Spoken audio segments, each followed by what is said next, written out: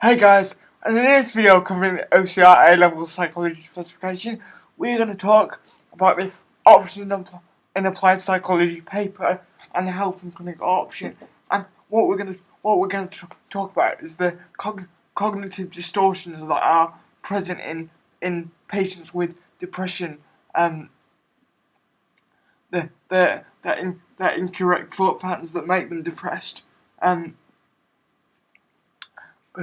Before we start that, I want to say a couple of things I always say in these videos. First and foremost, I know not all of you are interested in these psychology videos. I've really taken that on board, and I've already shot a tech video. You may be seeing that before or after this, but I've already shot a tech video, and I've also developed a plan for a new series of screencasts, which I'm going to be shooting them today. Right after I get done with these videos, I might do some more psychology videos today, but I'm definitely going to shoot them today as well. So there are more tech videos coming up, and I've been saying that for a while, but now I've actually got a plan of what they're going to be. So that was good. And the other disclaimer I always put in these health videos, not the forensic ones, but whenever I do health, I always put in the disclaimer that my college decides to do crime and sport because you only have to do 2 sections. But I'm doing health instead of sport, so that's why there's no sport videos on this channel, but there are health videos. Now, that means that I might have missed something in one of these 3. So if you're if you're using this as a tool to revise, sort of use it at your own risk. So,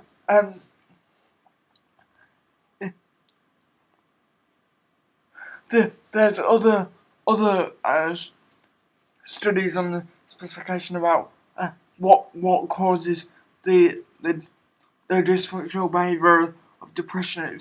It's even in the disorders section, and there's a little bit on the DSM-5 about what depression is. We're gonna talk about both of those 2 things on in a future video. But right now we're gonna talk about Beck et al. Beck's been a pretty major influence on the cognitive approach, and he looked at cognitive approach, which is if you think about the cognitive approach, you should associate that with thought patterns, mental processing, and the aim of his 1974 study was to understand the cognitive distortions that are present in patients with depression. So what they think wrongly that makes them depressed. Okay, so who were the participants? They were 16 men and 34 women diagnosed with depression. Now, this is interesting because in most of the health studies, there's a bias towards women, but in the crime studies, there's a bias towards men. Might tell you something about those 2 topics, but it's just an interesting observation. Just 16 men and 34 women, age range between 18 and 48, with a median age, a middle age of 34. So we've got quite a wide spread there, but not obviously some really older people or people who are younger have depressed might have different thinking patterns according to who they are. So there are some problems with that, but it's quite a very simple and they were compared with a group of 31 non-depressed patients that were undergoing another type of psychotherapy but weren't depressed. Now, I should I should mention that these were clinical interviews with patients who are already in therapy for depression. So asking them about their thinking patterns might leave them more depressed. There might also be some social desirability issues, although I doubt that, because if you're depressed, which is defined by the DSM as a state of worthlessness. So therefore, if you're depressed, you're less likely to be bothered about what the experimenter thinks and give socially desirable answers, but might be some of an issue. So social desirability. The control group of 31 participants undergoing psychotherapy were matched for age, sex, and social position with the 50 depressed patients. So there's some attempt at match there. There's some attempt at reducing the number of participant variables, each different factor that each participant brings to the party. That you usually get with independent measure design, but they've only matched them on 3 factors. I'm sure there were loads of confounding variables other than the independent variable that influenced the differences between the groups, i.e. the dependent variable. But at least there's some attempt at matching.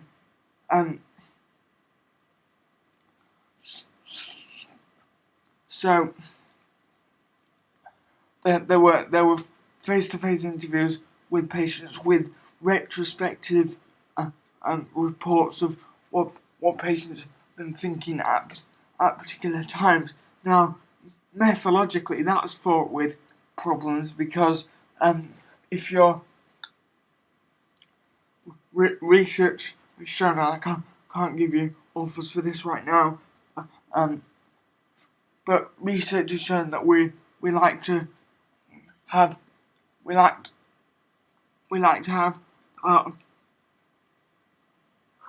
we distort our autobiographical memory to make ourselves look more positive and in our own minds. So that might be a bit of an issue. Although all the social bias, I'd say, is mitigated by the fact that they're depressed. So they might care less about social bias. They might not bother to make up bad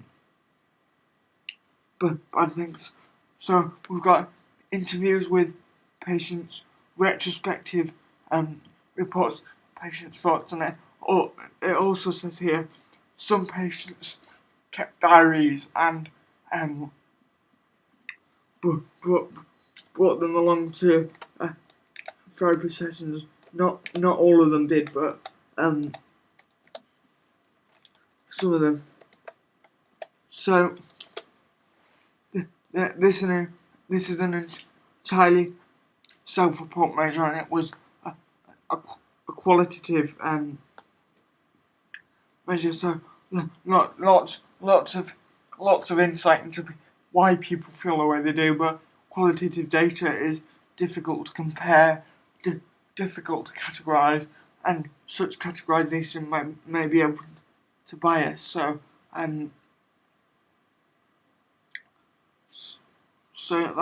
that's important to note there. So what were the results? Well, they like I said, you have to categorise data like this, and they said certain distortions that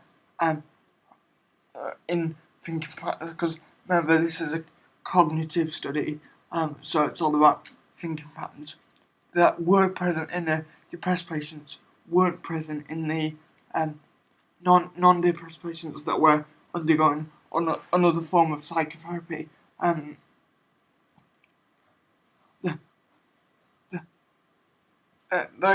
Those distortions were an overwhelming, disproportionate feeling of responsibility. So feeling like they've got too much to cope with and just want to leave. and paranoia and making a lot of accusations against other people. They had stereotypical responses to situations. So if the example I read was, if someone didn't say hello to them in the street, they would say, um, I'm a bad person. They also regarded themselves as inferior to others, so that's kind of linked.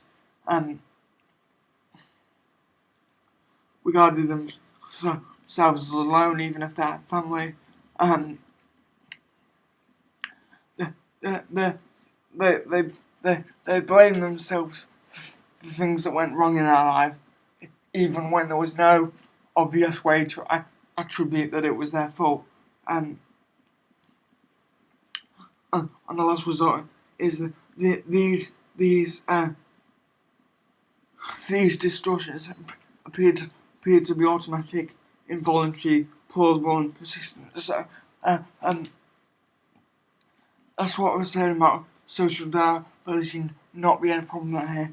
If they're automatic, then the patient doesn't have the opportunity to think about social diabolism before they say them, because they just automatically come out. So what was the conclusion? Was that even in mild depression, patients do indeed have cognitive distortions that deviate from reality and rational thinking, and that make their behaviour dysfunctional. Because remember, this particular study is not in the disorders section. Depression is an affective disorder, which is covered in this, but it's not. This particular study is not in the disorder section. It's in the dysfunctional behaviour section. So they're regarding depression as a dysfunctional behaviour that is caused by cognitive distortions that deviate from realistic and logical thinking. So let's talk about some evaluation points for this. The first thing I thought of was qualitative data difficult to analyse, and if you're comparing the data between two groups of people, your analysis of what they said might be open to bias and sort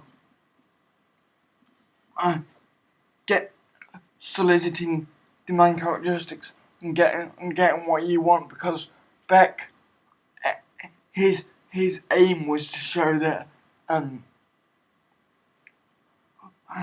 people with depression do indeed lack or do indeed have cognitive distortions.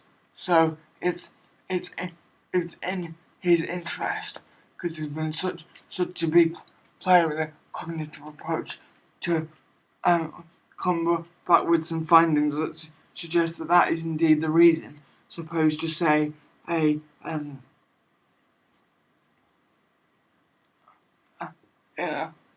supposed to it being, for example, because they have no family, or some other social or physiological reason that's not cognitive. So you've got a bias there, maybe some social desirability, or we discussed that earlier. I don't know about that. You've got definitely participant variables, so there may be other factors other than the independent variable that caused the difference between the groups and not the independent variable. So you're getting an inaccurate idea of what's causing it. There's also some slight sampling bias. More men than there are women. Sorry, more women than there are men. 16 men in a depressed group versus 34 women, so a bit of a difference there. And there also might be some slight ethical issues related to harm. I mean, they're already undergoing therapy for depression, so specifically asking them about their cognitive distortions and getting them to record them might move them backwards, but I don't know. So that was Beck et al.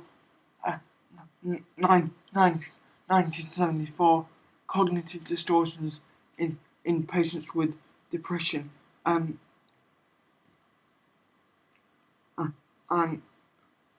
yeah, guys. So thanks for watching this video, and I shall see you in the next one.